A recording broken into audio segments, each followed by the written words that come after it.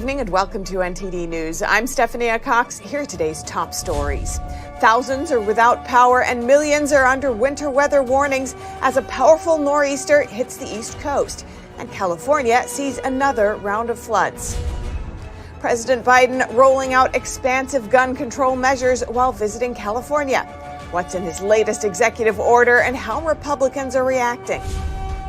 More transparency could soon be coming on the Biden family's dealings with a Chinese energy company. The Treasury is allowing a House committee to review suspicious activity reports. Should the U.S. continue supporting Ukraine for however long the war takes?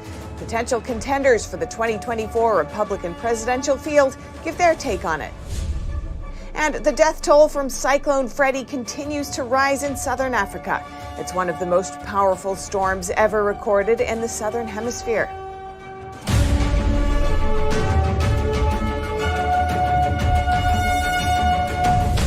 School closings, canceled flights, and power outages. The start of a major winter storm is disrupting people's lives across the Northeast United States.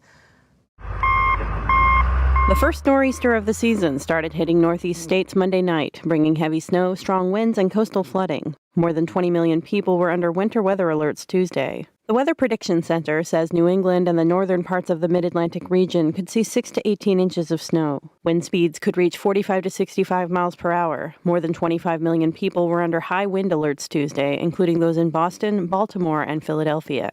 According to the Weather Service, more than 260,000 customers were without power in the Northeast. Hundreds of flights were also delayed or canceled on Tuesday across the country, with ground stop in effect at LaGuardia Airport in New York.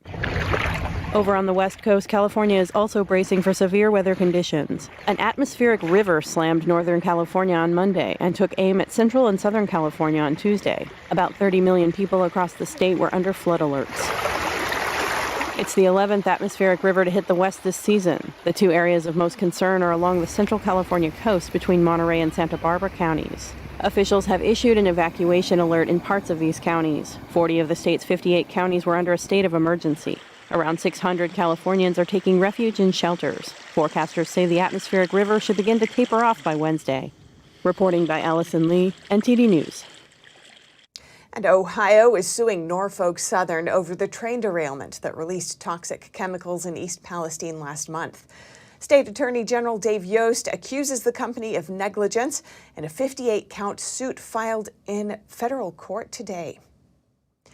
The lawsuit cites the railroad's 80% increase in accidents over the past decade and says the derailment could have been prevented. Norfolk Southern has yet to respond to the lawsuit, but its CEO has pledged to make things right. He says the company will clean the site thoroughly and quickly and is considering whether to cover health care costs. It's also reportedly implementing new safety measures. And President Biden announces new gun control measures today while visiting California. The White House calls the executive order the most comprehensive policy Biden can enact without Congress. NTD's Iris Tao has more from the White House. President Biden on Tuesday traveled to Monterey Park, California, where 11 people died during a shooting in January. And Biden signed an executive order aimed at expanding gun control. This executive order helps keep firearms out of dangerous hands. As I continue to call on Congress to require background checks for all firearm sales. Biden's latest order seeks to reinforce background checks for gun purchases by ensuring dealers follow existing laws. And the White House says the order's goal is to implement almost universal background checks without additional legislation by Congress. But the order is sparking some opposition.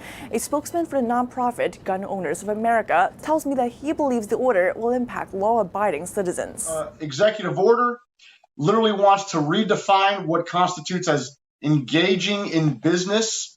Basically meaning that anyone, even myself, if I was to personally sell a firearm from my collection, I would now be engaging in business and would have to get a federal firearms license. And Biden again calls for banning what he calls assault weapons. Ban assault weapons. Ban them again. Do it now. Enough. Do something. Do something big.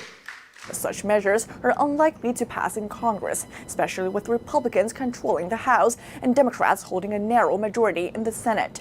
Republican Congresswoman Mary Miller on Tuesday called Biden's latest executive order an attack on Second Amendment rights, adding that it's the catch and release program that's contributing to what she calls a crime crisis. And Gun Owners of America echoes that point. The Biden administration is claiming that it's firearms that are committing crimes. It's not. It's criminals that are committing crimes. Meanwhile, President Biden continues to call on Congress to act. Reporting from the White House, Iris Howe at TD News. The latest on the GOP's investigation into the Biden family's money trail. The Treasury Department is now allowing the Republican-led Oversight Committee to review suspicious activity reports. NTD's Melina Weisskopf has the details on the years-long probe. More transparency could soon be coming regarding the Biden family's business transactions, specifically with regards to the president's son, Hunter Biden, and his brother, James Biden. Now, this is after Oversight Committee Chairman James Comer subpoenaed Bank of America, and 2 months after Comer requested more information from Treasury Secretary Janet Yellen regarding the Biden family's suspicious business transactions that have been flagged by U.S. banks. The Treasury Department is now complying and will provide the committee with an in-camera review of suspicious activity reports related to what the GOP described as unusual foreign or high-dollar transactions. Now, this specifically is related to the Biden family's dealings with a now bankrupt Chinese energy company. This investigation has been a top priority for House Republicans since they took the majority. Chairman Comer wrote in a statement that bank documents that the committee already has reveals a $3 million wire from a Chinese energy company 2 months after Joe Biden left vice presidency, and that soon after hundreds of thousands of dollars in payouts went to members of the Biden family. Chairman Comer revealing that there's another Biden family member in the mix, but wouldn't specify exactly who. Here's a look. What we assumed was this was just about the president's son and 2 brothers, but now there's a new name that's emerged. So, and they are a Biden.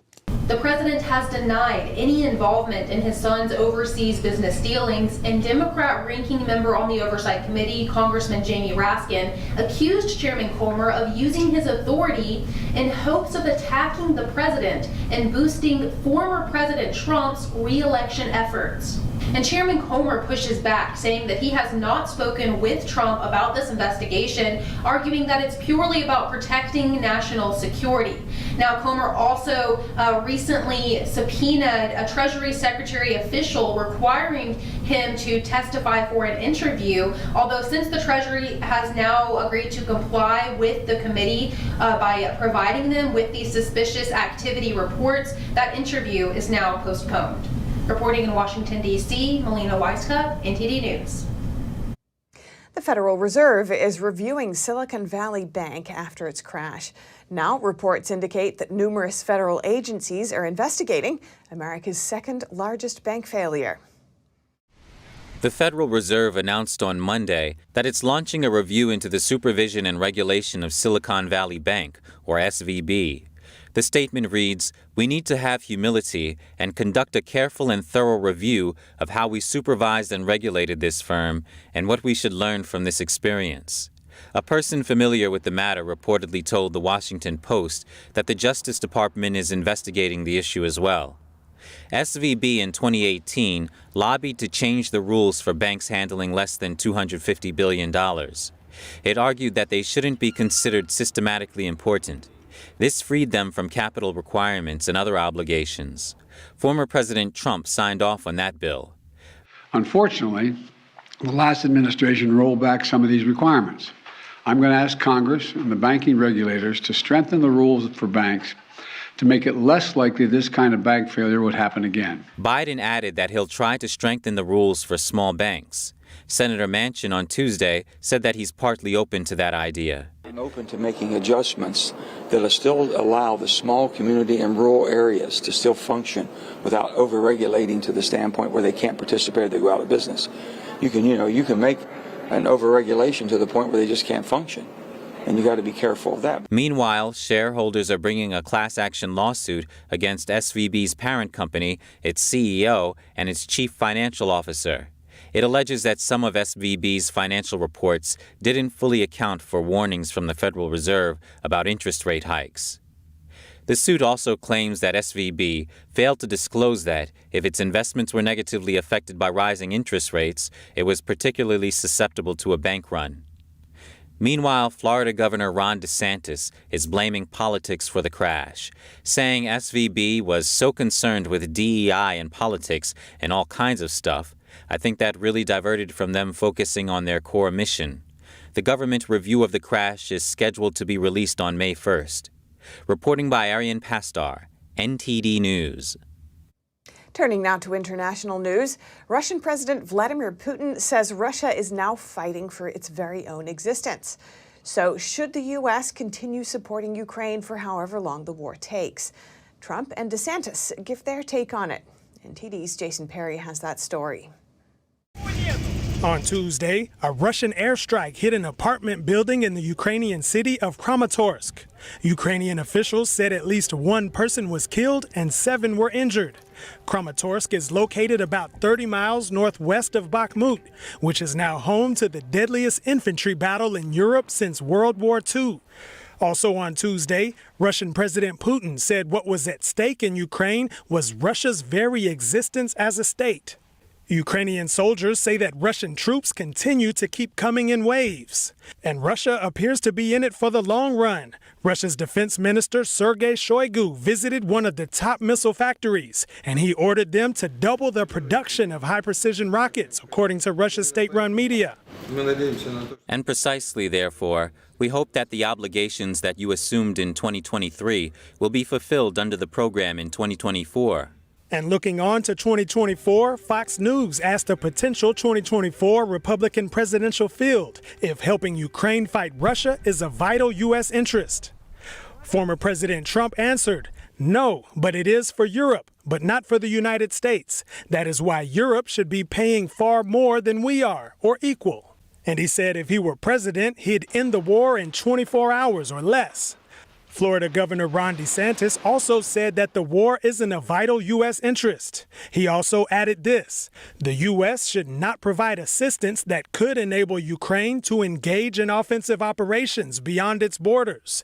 F-16s and long-range missiles should therefore be off the table. But Poland appears to trust Ukraine wouldn't fly fighter jets into Russian territory.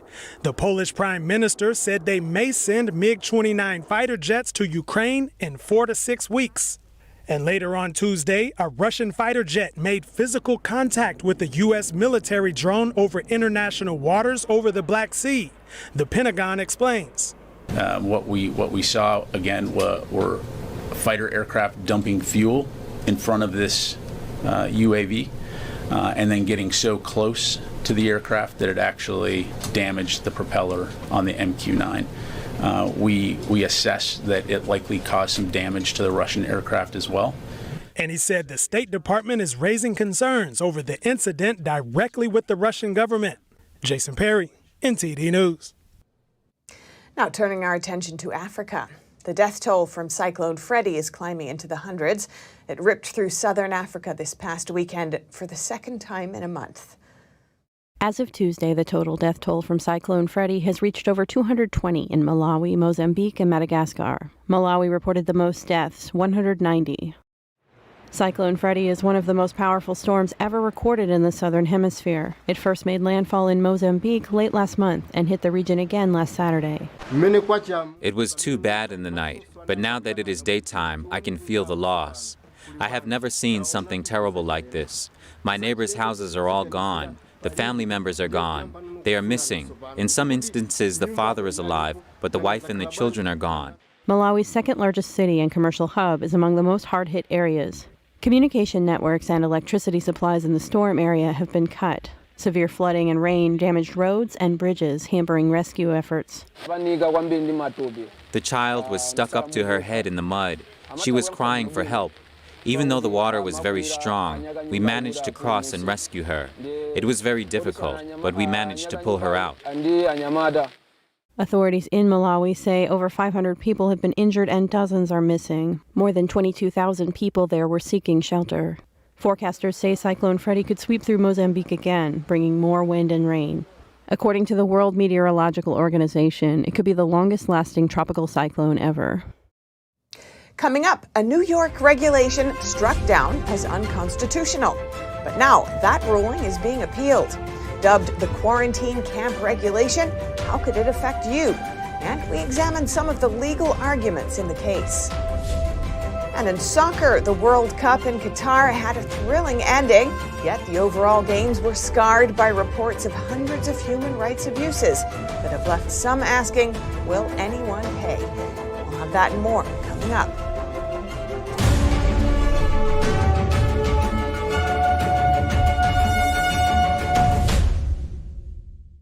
Shen Yun Creations, the streaming platform from Shen Yun, featuring world-class dance, past programs, and all original music.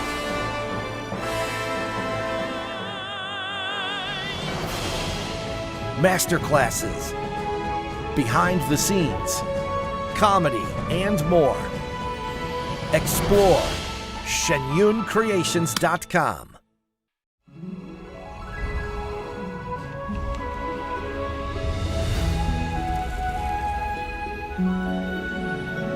Miss NTD, the first NTD Global Chinese Beauty Pageant.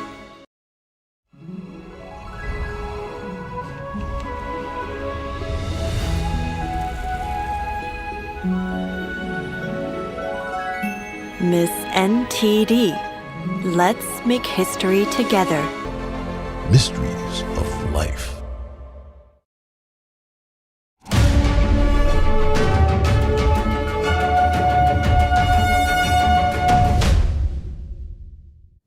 Next, we take a deep dive into a little-known lawsuit surrounding a regulation that would have given New York's Governor Kathy Hochul the authority to issue orders mandating quarantines in relation to highly contagious diseases. The state Supreme Court struck that power down 6 months ago, but the governor and her Department of Health are now appealing. Earlier today, I spoke with the attorney who spearheaded this suit, Bobby Ann Cox, to learn more about the significance of the case and the appeal for New Yorkers and for the nation. Bobby Ann Cox, welcome to our show. Thanks so much for joining us. Yes, thank you so much for having me. I appreciate it. Now, last year you secured a landmark victory in a case against New York Governor Kathy Hochul's controversial quarantine camps regulation. But she's just filed an appeal. What's your initial response here? So my initial response is a bit of surprise. They did have 6 months from the time that they filed their notice of appeal. So I'm surprised. I'm also a little bit shocked because, it is quite a strong decision that the judge had issued last year. So it's a little surprising that they're challenging this. And on what grounds is Hochul appealing? So they are making a few different arguments in their appeal. Of course, they're challenging the standing of my plaintiffs, and I am representing a group of New York State legislators in this case, and also a citizens group called Uniting New York State. So, yeah, one of the arguments is that none of my plaintiffs have standing. I don't think that is a valid argument. And then they have some other arguments they've put in there about, claiming that their regulation is constitutional and such. So it'll be very interesting, a lot of different arguments going on. And on what grounds do the legislators have standing in this case? In essence, what we're saying here is the wrong branch of government has issued a law. Right. We're calling it a law. They're calling it a regulation. The Department of Health issued this regulation, and the Department of Health sits under Governor Kathy Hochul. That's the wrong branch of government. They are not supposed to be issuing regulations that conflict with existing New York State law, which this regulation does. It conflicts with existing law, which we've had on the books for 70 years, which tells you how you need to isolate or quarantine somebody if they are conducting themselves in an improper manner and they have a communicable disease that is dangerous to other people around them. So it absolutely conflicts with existing law. And so basically, by doing this, the governor has taken power from the New York State legislature, whereby harming the members of the legislature. So that is the basis upon which we have standing in this case. And what would it mean if the ruling is overturned? So if this ruling's overturned, I really think we're going to see the floodgates open. I think we're going to see agencies, not just the Department of Health, but other agencies as well, that will say, okay, well, if that ruling was overturned, that means we can make any kind of regulation we want, even if it conflicts with existing New York State law, and even if it conflicts with our Constitution. Hey, it doesn't matter. So we can just make any kind of regulation we want. And that's very dangerous, because departments like the Department of Health, for example, are made up of unelected bureaucrats. So the voters don't have an opportunity to vote those people out, right? You can only vote in and out the members of the New York State legislature, right? The senators and the assembly members, or the governor. But in those agencies, no matter what agency it is, you don't get to elect those people. So it would be very dangerous to give power to agencies to make regulations that conflict with our Constitution or conflict with existing law. And in a snapshot, what was so concerning about this regulation, or is so concerning? So this regulation was a complete breach of separation of powers. And we saw here the Department of Health giving themselves a power that they were not entitled to. The regulation said that they could pick and choose which New Yorkers to lock up or lock down. It didn't matter. They could lock you up in your home, or they could lock you up in a facility of their choosing. They didn't have to prove you were sick. They didn't have to prove you were even exposed to a communicable disease. They could keep you there for however long they wanted. There was no restriction on time, so it could have been days or weeks or months. There was no restriction on age, so they could have done this to you, but they also could have done this to your child or your grandchild or your elderly parent. And because they didn't have to prove that you were sick, there was no mechanism by which you could negotiate your way out. Right. And what I mean by that is when we were having oral arguments in front of the judge last year, the judge asked the Attorney General's office and said, let's say you take a family, let's say you put them into isolation or you put them into quarantine in a hospital, for example. How do they get out once they're in there?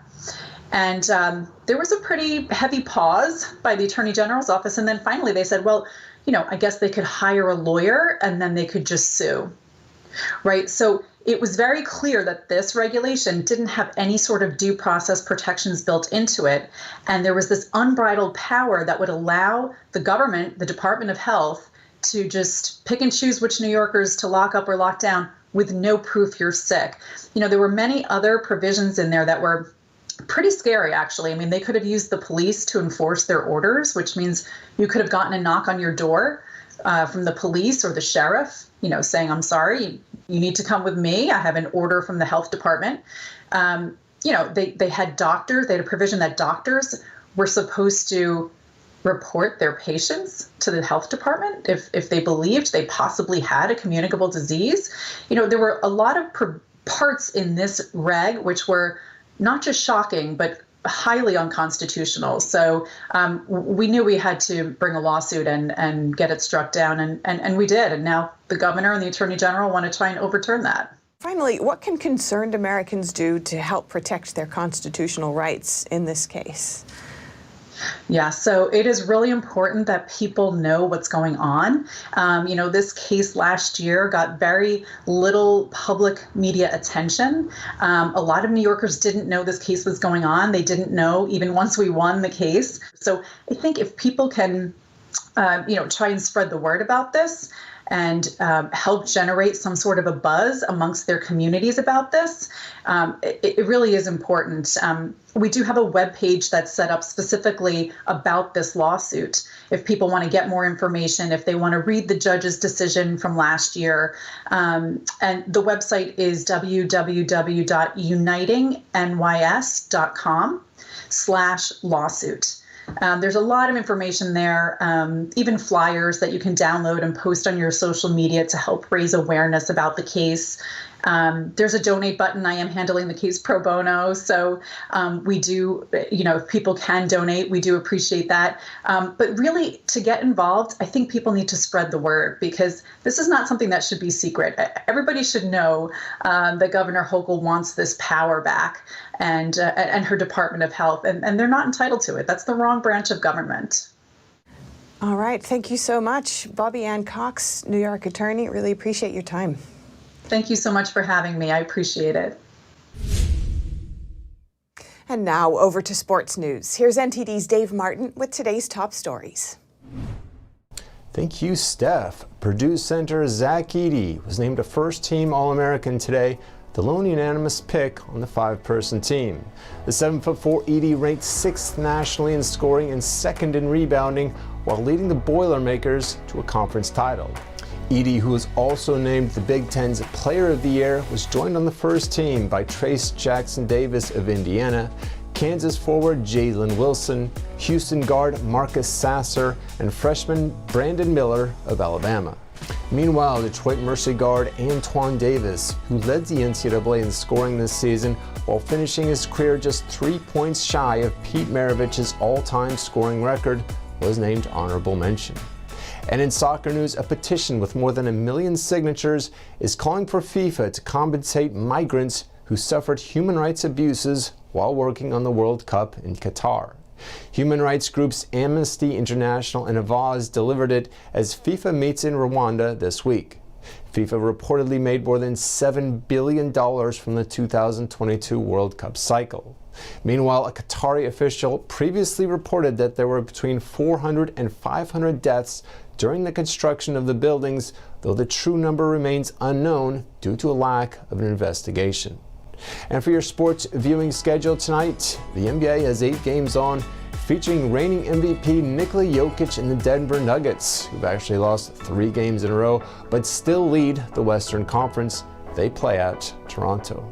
And the college game, the first 4 games of the NCAA tournament start tonight as Southeast Missouri State faces Texas A&M Corpus Christi, followed by Pittsburgh versus Mississippi State. And finally, for you hockey fans, the NHL has a dozen games, including the Edmonton Oilers and leading scorer Connor McDavid, whose 127 points are nearly 30 more than second place. They play at Ottawa. And that's it for your sports news today. Steph, back to you. Thanks, Dave. And that's all for today's news. Thanks for tuning in. I'm Stephanie Cox. Good night.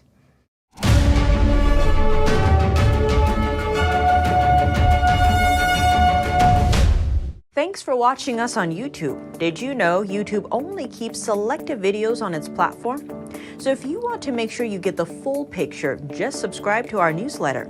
Go to newsletter.ntd.com and sign up. It's free.